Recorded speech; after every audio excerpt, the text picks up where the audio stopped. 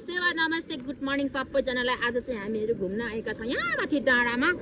आज अरू नजाराहरू पनि हुनुहुन्छ धेरैजना। पानी परेर भर्खरै उग्रिएको समय छ। यस्तो यहाँ के भन्दैछ, कतार आयो कि गयो भन्दैछ। कतार अरे कतार गयो अरे, ऊ माथि कतार जाँदैछ। साथीहरू फोटो खिच्ने कार्यक्रम भइरहेछ यहाँ पर। बादल चाहिँ दामी आइरहेछ कि निस्किरहेछ यस्तो छ। साथीहरू हेर्नु होला, यहाँनिर रेणुका भ्लग चाहिँ यहाँ पुरा जुका लागेर कन्याउँदै गरेको अवस्था छ।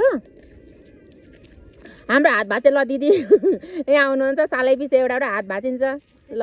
यस्तो भइरहेछ। कोही टिकटक बनाउने कालो चस्मा पनि बोकिहाले रहेछन्। साथीहरूले जङ्गल जाँदा पनि रेडी तरिकाले आउनु हुँदो रहेछ भन्ने कुरा आज बल्ल थाहा भयो। यस्तो दामी भ्यू छ यहाँ चाहिँ। यो डाँडामा अत्रो बडेमानको घर बनेको रहेछ। हामी चाहिँ यता नआएको धेरै समय भएको थियो। ल पारिपट्टि चाहिँ भर्खर पानी परेर बादल खतरा छ ल। यस्तो यस्तो छ हो, यस्तो यस्तो छ। हामी चाहिँ ऊ परको डाँडादेखि पर डाँडादेखि आएको। यो यस्तो प्लास्टिक ओढेर फोटो खिच्ने कार्यक्रम भइरहेको छ ल। यहाँनिरबाट फोटो खिच्नु तलतिर दामी आउँछ, दामी आउँछ। यहाँ हाम्रो ब्युटिफुल माया सिस फोटो खिच्दै हुनुहुन्छ, सेल्फी हान्दै हुनुहुन्छ।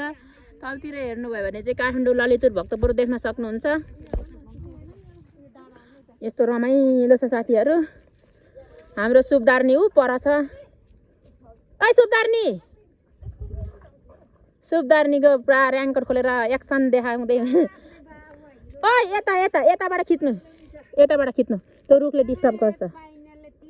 यस्तो छ, यस्तो फोटो खिच्ने कार्यक्रम भइरहेछ। खालि जङ्गलकै सहर बसेर होला, जङ्गलको मात्रै भ्यू मनपर्ने साथीहरूलाई।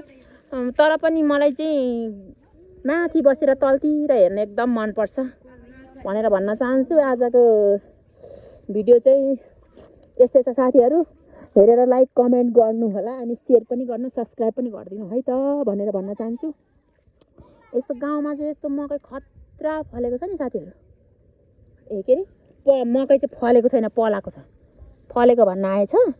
मकैभित्र चाहिँ फर्सी पनि छ। तलतिर लडिएला भन्ने टेन्सन पनि छ।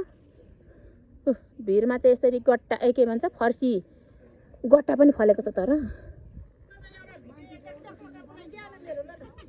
ल मुनि म्याउ भन्छन् त गाँठे।